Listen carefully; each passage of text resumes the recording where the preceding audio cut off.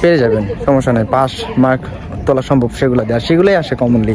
কানটা খরগোশের মতো খাড়া করে শুনবেন, ইনশাল্লাহ লিসেনিং পাস করে যাবেন। এরকম অনেক সিমিলার আপনি পেয়ে যাবেন। যেগুলা যেহেতু ফুরিগানা দেয়া থাকে, পড়তে সুবিধা, সেগুলোকে মুখস্থ করার জন্য বা মনে রাখার জন্য আপনাদের করতে হবে কি, আসসালামু আলাইকুম, ওহাই জাপান ইউটিউব চ্যানেলে আপনাদের সবাইকে আবার আরেকটা ভিডিওতে স্বাগতম জানাই। ভাই আমাকে কমেন্টসে অনেক ভাইয়ারা রিকোয়েস্ট করছে যে জেএলপিটি নিয়ে নতুন কিছু ভিডিও দেওয়ার জন্য, বা ভোকাবুলারি, কাঞ্জি, লিসেনিং স্পেসিফিকলি কিছু ভিডিও দেওয়ার জন্য। তো ভাই এখন আর এই স্পেসিফিকলি ভিডিও দিয়ে কোনো লাভ নাই, এগুলা হচ্ছে আপনাকে হাতে ধরে ওইভাবে শেখানোর মতো কিছু নাই। সিস্টেম সব অলমোস্ট একই রকম। তো ভোকাবুলারি নিয়ে যে স্পেসিফিকলি ভিডিও দিব, ভোকাবুলারি তো ভাই প্রচুর। তো যেহেতু পার্ট পার্ট করা, N5, N4, N3, N2, N1 সব আলাদা আলাদা লেসন ওয়াইজ। তো আপনারা যেটা করবেন, যারা N5 দিচ্ছেন তাদের জন্য মূলত ভিডিওটা করছি। আপনারা 25টা লেসনের যে রিডিং প্যাসেজগুলো আছে, ওই রিডিং প্যাসেজগুলো থেকে 25টা লেসনের যেই ভোকাবুলারিগুলো আছে আপনারা সেগুলো পড়বেন। ইনশাল্লাহ সেগুলা যতগুলো আছে, ধরেন 25টা লেসনে যদি অ্যাভারেজ প্রত্যেকটা লেসনে যদি 50টা করেও থাকে, আপনারা যদি অ্যাভারেজ 20টা 25টা করেও মনে রাখতে পারেন, সিমিলার আপনারা প্রত্যেকটা চ্যাপ্টারে আলাদা আলাদা করে অনেক ভোকাবুলারি সিমিলার পেয়ে যাবেন। সিমিলার যে ভোকাবুলারিগুলো থাকে এগুলা মনে রাখাটা খুব ইজি হয়ে যাবে। যেমন ওয়াতাশি, ওয়াতাশতাচি, তোমোদাচি, কাজুকু, এরকম অনেক সিমিলার আপনি পেয়ে যাবেন।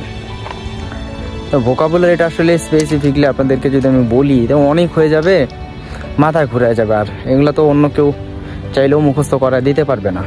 আমি সবচেয়ে ভালো হয় জেএলপিটি নিয়ে আপনাদেরকে একটা টিপস দিই, টিপসটা ফলো করলে ইনশাল্লাহ হয়ে যাবে।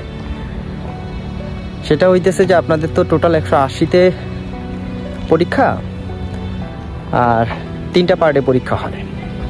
তো 3টা পার্টের প্রত্যেকটাতে হচ্ছে আপনার 19 করে, এটা হচ্ছে আপনার নর্মালি পাস মার্ক লাগে, আর একদম ফিক্সিং পাস মার্ক লাগে হচ্ছে আপনাদের 95তে।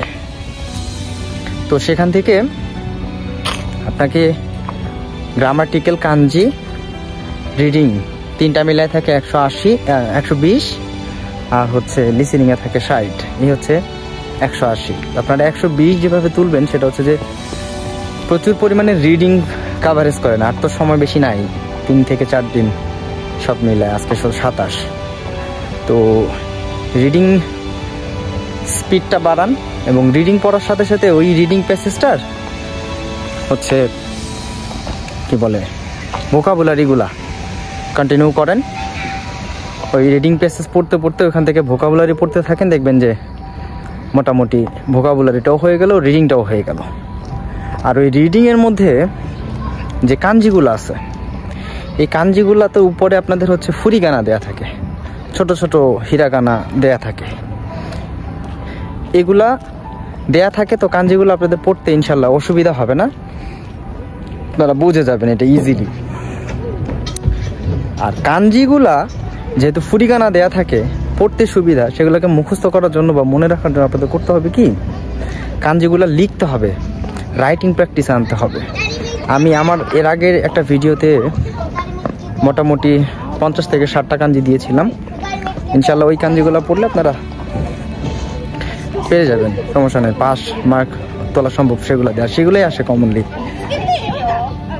থার্ড থাকতেছে কাতাকানা নিয়ে একটা মোটামুটি জটিলতা হয়, নোভাসি মনে কিছু থাকে কাতাকানার মধ্যে। যেমন আছে আপনার কমিউনিকেশন, এটা যদি জাপানি কাতাকানা দিয়ে লেখে কমিউনিকেশন। এই যে ছোট একটা সুতের ব্যবহার আছে, হিরাগানাও কিন্তু ছোট একটা সুতের ব্যবহার আছে। এই চু যেটা, এই চু আর চু দুইটা কিন্তু মিলাই ফেললে হবে না। একটা বড় চু দিয়ে যদি আচ্ছুই বুঝাই সেটা হচ্ছে, আরেকটা হচ্ছে আত্মা, ওখানেও চু এর ব্যবহার আছে, ছোট সুটা হইলে শেষেরটা ডাবল উচ্চারণ হবে, আর বড়টা হইলে নর্মালি একটাই হবে। এটা গেল আপনাদের হিরাগানার ক্ষেত্রে। কাতাকানার ক্ষেত্রে যেটা আসবে নবাসী একটা লম্বা টান থাকে, ওইটা কিন্তু লিখার ক্ষেত্রে আমরা ভুলে যাই। লিখতে মানে যখন দেখা গেছে আমরা পড়ি তখন হয়তো বুঝতে পারি, লিখার ক্ষেত্রে ওইটা ভুলে যাই। ওই নবাসী মনে যে লম্বা যে রেখাটা থাকে, যেমন আই একটা টান থাকে, ওই টানটা যদি আপনি মনে রাখতে না পারেন তাহলে সঠিক উচ্চারণটা পারবেন না, আর আপনারা কিন্তু ওইটা সঠিক আনসারটা করতে পারবেন না। সো এইগুলো দেখা যাবেন, লম্বা যে নবাসীগুলো থাকে, নবাসী টান যেটা থাকে সেটা যেন মনে থাকে, তাহলে কাতাকানাটা খুব ইজি হয়ে যাবে। আর কাতাকানা মনে রাখা সবচেয়ে ইজি, কারণ এটা ইংলিশের সাথে ম্যাচিং করা। 3 নাম্বারটা হচ্ছে যে হিরাগানার যে ভোকাবুলারিগুলো আছে, এগুলোর মধ্যে একই রকম অনেকগুলো ভোকাবুলারি আছে যেগুলোর মিনিংসগুলো অন্যরকম হয়, এগুলো একটু দেখে রাখবেন। তো আরেকটা হচ্ছে আপনাদের পার্টিকেলের যে ইউজ, জাপানে কিন্তু মাত্র 5টা পার্টিকেল আছে। একটা হচ্ছে আপনার নি পার্টিকেল, এ পার্টিকেল, গা পার্টিকেল, দে পার্টিকেল, ও পার্টিকেল, 5টা পার্টিকেল। এখন যারা অতিরিক্ত এখন গ্রামার নিয়ে ঘাটতে যাবেন তাহলে তারা গুলায় ফেলবেন। সো আপনারা জাস্ট এটা ব্যবহার করে যাবেন যে জায়গার ক্ষেত্রে কোনটা হয়। জায়গার ক্ষেত্রে নি হয়, কোনো কিছুর মাধ্যম দিয়ে দে হয়, হ্যাঁ, কোথাও গেলে এ হয়, হ্যাঁ, খাবারের ক্ষেত্রে বা নেয়ার ক্ষেত্রে ও হয়, নির্দিষ্ট কোনো কিছুর ক্ষেত্রে বোঝাইতে গেলে গা হয়। এই 5টা পার্টিকেল যদি একটু মনে রাখতে পারেন, ইনশাল্লাহ পার্টিকেল দিয়েই কিন্তু আপনারা গ্রামারটা পার করতে পারবেন। লাস্ট অপশন আসতেছে আপনাদের 60 মার্কের যে লিসেনিং। এটা ভেরি ভেরি ইম্পর্ট্যান্ট, এবং এটা কিন্তু আমার মনে হয় যে কেউ যদি একটু লিসেনিংটা মন দিয়ে এই 3 দিনে যদি 3 ঘন্টা করে 9 ঘন্টা সময় দেয়, লিসেনিংটা পাস করা সম্ভব। লিসেনিংটা সবচেয়ে সহজ ভাই, খালি শুনবেন, শুনে শুনে আনসার করবেন, একদম সোজা সিম্পল। আপনাকে জাস্ট প্রশ্নটা বুঝতে হবে যে প্রশ্নতে কি বলতেছে, যে ও তো কোনো হিত তো অন্যান্য হিতগা হানাসতে মাস করে কারা, মানে এখন ও তো কোনো হিতগা নানিও সীমাসকা, ছেলেটা এখন কি করবে। তারপর বুঝে ফেললেন ছেলেটা এখন কি করবে। এখন ছেলে এবং মেয়ের মধ্যে কথা হবে, সেখান থেকে আপনাকে বুঝে নিতে হবে যে ছেলেটা কি করবে, এইটাই, আর তেমন কিন্তু কিছু নাই। জাস্ট খালি কানটা খরগোশের মতো খাড়া করে শুনবেন, ইনশাল্লাহ লিসেনিং পাস করে যাবেন। জাস্ট একটু প্র্যাকটিস করেন এই 3টা দিন, ইনশাল্লাহ ভালো একটা ফল চলে আসবে। ভাই, আপনার সাথে কথা হয়েছে যে জাপানি স্কুলগুলোর বিষয়ে। আমি এর আগে একটা ভিডিও দিছিলাম যে জাপানে প্রচুর স্কুল খালি পড়ে আছে, প্রচুর স্কুলে হচ্ছে স্টুডেন্ট লাগবে। তো ওইটা নিয়ে হয়তো বা অনেকেই আমাকে আর নতুন একটা ভিডিও বানাইতে বলছে, বা কীভাবে অ্যাপ্লাই করবে, নিজে নিজে কীভাবে অ্যাপ্লাই করা যায়। তো এটা নিয়েও আমি একটা ভিডিও করব।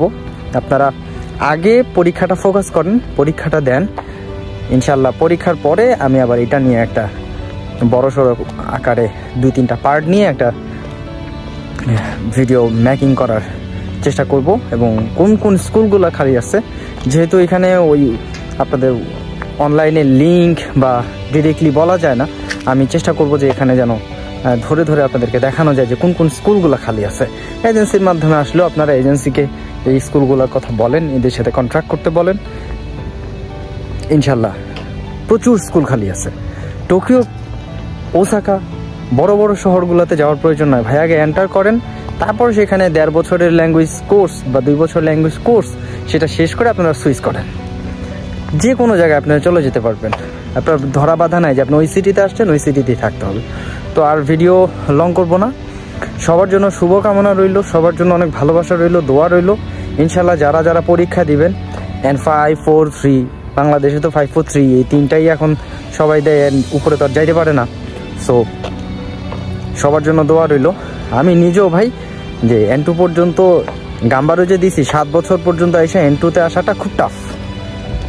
তো বাংলাদেশের মানুষ, বাংলাদেশে বসে আপনারা যে সাহস করে পরীক্ষা দিচ্ছেন, অনেকে N4 দিচ্ছেন, অনেকে 3 দিচ্ছেন, আপনাদেরকে আসলে এটা দুঃসাহস বলা যেতে পারে। যে এই দুঃসাহস যে করছেন এটার জন্য আপনাকে অনেক থ্যাঙ্কস।